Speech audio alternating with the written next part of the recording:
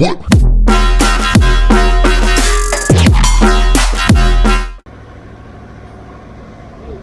Blaze 100. Sige. Tara, git.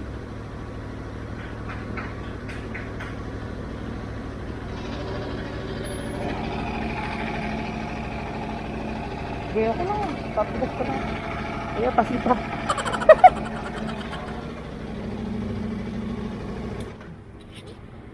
Blaze 100, full tank. Kuya, hanggang ilalim lang nito ha? Siyempre, pagka ang hiram ng motor, pagasan.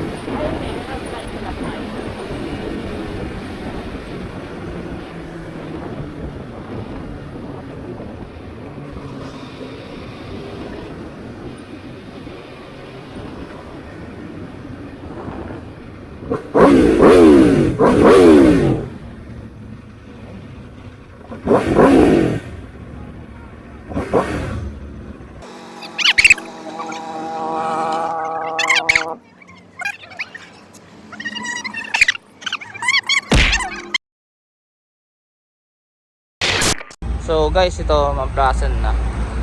Try ko yung bike ni Darren.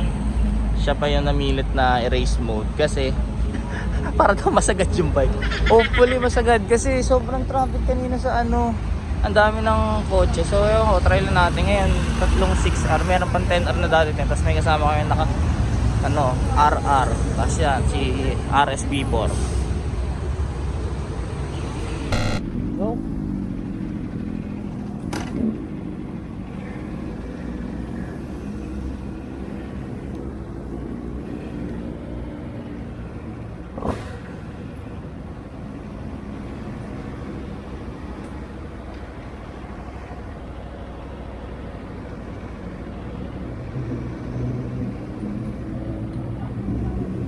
Yan.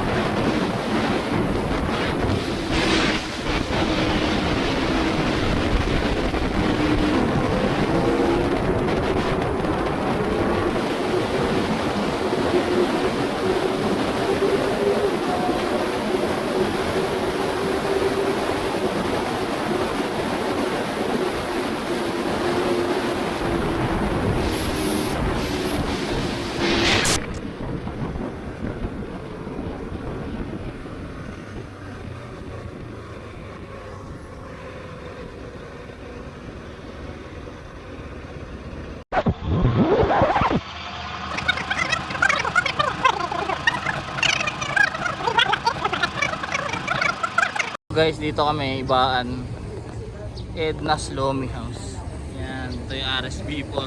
Hindi ko masyado nasagad kanina, takbo lang 280. Try ko mamaya yung pagpa-uwi. Kasi sobrang ano. Daming kotse. So kain lang kami. Yun. Ay, dito pa.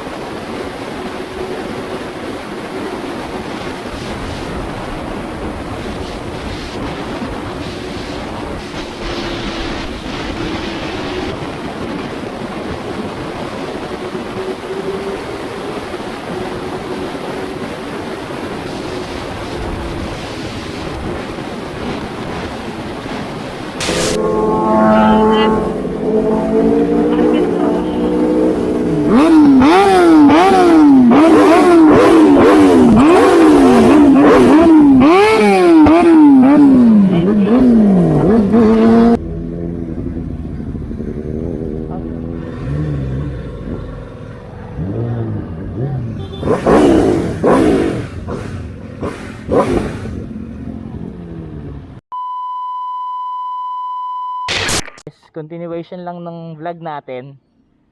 Ito ngayon, start ko yung yung bike. Paparinig ko sa inyo yung na hindi siya maingay. Talaga hindi siya nakakahiyang gamitin kahit gabi. Kasi babalik ko na kay kay Darren, yung owner nito. Ayan, 9:40 PM ngayon dito sa village namin. Pag in-start, syempre tunog big bike pa din, pero napakatahimik niya. May nakatutuwa ako dito eh. So far, nung ginamit ko siya kanina, yung sa race mode, grabe, walang bitin. At saka yung power niya, grabe talaga. Ang kalaban ko kanina, ZX-10RR. Tapos talagang bakbakan kami nung naka-RR eh. Ang ganda ng laro namin, pero medyo lang din, saglitan lang kasi ang daming kotse sa SLEX, nakita nyo naman. Pero handling nito, pati yung dun sa matagtag sa may startle, trinay ko talagang paanda rin ng mabilis dun, kasi tinitignan ko nga syempre may steering damper. Hindi ko nararamdaman na nagtatang slapper siya or yung suspension niya, ang ganda rin. Lalo na yung nakatak ako, napakaganda talaga ng ng position dito. Yung sa position mo sa pagpupo, pati yung legs mo dito sa tank, para kang nakalock in. So pag nagtatak ako kanina, feeling ko parang part ako ng bike, o parang alam mo yun, isa talaga kami, parang connected kami. So mas talagang gigil na gigil ako. Isip ko nga, sayang lang hindi ko nasagad. Ang top speed ko ata ng 282, pero ang dali niyang i-achieve para sa motor na to. Sobrang dali niyang i-achieve ng speed na yun. As in, meron pang ibibigay talaga yung bike. Hindi ko lang masagad kanina kasi nga ang traffic. So ngayon, ito na day na to sa akin ng So big shoutout sa Tropa ko si Darren. Grabe na hands down ako na nagtiwala siya na ipahiram tong RSV4 niya. Kaya ito pa yung napansin ko dito. Angas talaga ng panel pag gabi. Black din, pero pag umaga, puti din. Angas eh. Ngayon, sabihin ko lang yung mga gusto ko dito sa bike. Yun nga, una, yung position. Tapos yung power, syempre, 1100 to eh, factory to. So, sobrang lakas nun.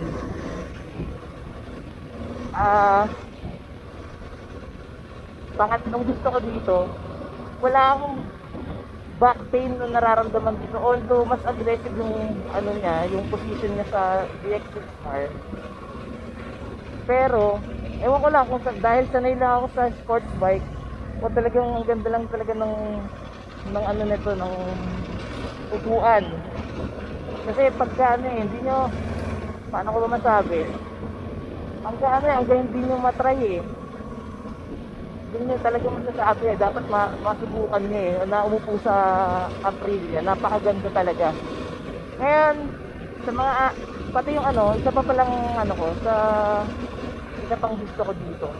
Yung auto blip niya, napakalupit. Lalo na kanina, pag naglalaro kami dun sa este. Pag nag-auto blip ako, para siyang may konting rev na mag-ina. Tuwang-tuwa ako sa tulog na yun. And then, ayun, sa mga ayaw ko, nasabi ko na kanina sa unang part ng video ko, na yun nga, ayoko yung halogen, tapos wala siyang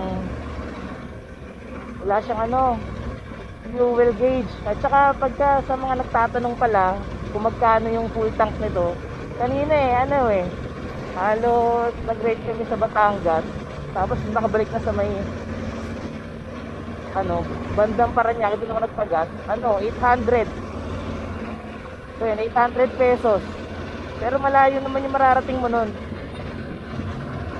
Tapos ano pa ba, ang ayaw ko pa dito, siguro yung parang good thing tsaka bad thing sa akin yun ang tahimik sa sa low RPM. Yun nga, so sinabi ko kasi good thing dahil pagka madaling araw, tsaka kapag gabi, pwede mong i-start yung brake, pwede mong gamitin, pwede mong ilabas, hindi nakakaya sa kapitbahay. Pangalawa, ayan, yung bad thing naman nung na yon, nung side na yon, sobrang tahimik niya. Feeling ko namamatay yung engine napapatingin ako sa panel na isip ko, namatay pa yung engine. Pero pagka rumarat-rat ako kanina, talagang pag mga siguro 7,000 RPM pataas, yung tunog niya parang F1, legit. Kasi ganun na ganun. So kahit yung tropa ko sinabi na pagka nilalagpasan ko siya naka DX10RR, parang F1 ganun tunog nito. So yun, yung para sa talagang kalaban na sa S1000RR at saka doon sa Ducati V4S, ayan, ganun yung tunog niya. Legit talaga yun. Saka yung acropovic niya, pagka binili mo ang Aprilia RSV4, yun na yung nakakabit. So yun, samahan nila ako hanggang makapunta yung kilitarin. Balik ko lang ito. Tapos, i-kitchen natin yan, yung bakery nila. Kasi, tulong na rin natin sa kanila yun. Also, sikat na yun. Bakery nila kaysa sa akin. Kaysa sa akin na motovlogger kasi hindi naman ako kilala. Pero, ito rin makatulong sa kanila in a way na, yun nga, dahil nga pinahiram to, grabe 1.7M nilaro ko, grabe. Diba? Sobrang nakakatuwa. So guys, dito tayo sa bakery nila Darren, Albert's Bakehouse. Yun yung pangalan ng bakery nila. Ito yung main branch nila. Ngayon, over 40 40 branches. Tapos halos 24 hours yan. So magandang meriendahan. Tsaka pag tumatambay kami ng mga tropa dito kami kumakain. Syempre minsan nabibigyan kami libre, pero lahat ng tinapay nila sarap. Gumagawa rin sila ng cakes, and then halos kalat sa sa Pinas yung branch na. So i-try nyo. Tapos halos yun nga, 24 hours yung ano nila, 24 hours yung bakery nila. So, anytime pwedeng puntahan, tapos affordable, and then hindi naman pagiging bias, pero hindi sila titipid ng ingredients, so masarap. So, i-try nyo. Okay yan. So, lang, lapit tayo. Papakita ko sa inyo yung mga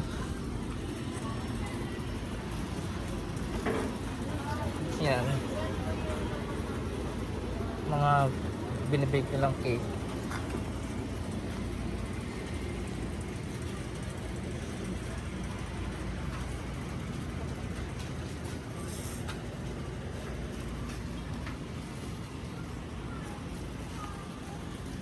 At thank you kay Darren kasi meron pa siyang pa-take home sa atin. Ato, meron akong pa-take home dyan galing kay Darren. Ano nga itong pinapibigay? Butter cookies tsaka ano? sliced bread. Sliced bread. Pero binibigay ni Darren usually brownies. Walang brown. Oo, walang brownies ngayon. Pero solid yung brownies nila. Try nyo. Favorite namin ng tropa ni MJ, si Big Big. So, yun lang guys. Salamat. Peace out. Ay, hindi ako makapis eh. Peace out.